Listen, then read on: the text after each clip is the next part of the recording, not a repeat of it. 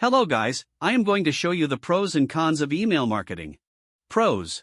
Compared to traditional marketing channels, email marketing is relatively inexpensive, allowing businesses to reach a large audience with minimal investment. Email marketing enables businesses to segment their audience based on various criteria such as demographics, purchase history, and interests, allowing for more personalized and targeted messaging. With the use of email marketing platforms, businesses can set up automated campaigns, such as welcome emails, drip campaigns, and abandoned cart emails, saving time and effort. Email marketing allows businesses to reach customers worldwide, breaking down geographical barriers and expanding their market reach. Cons.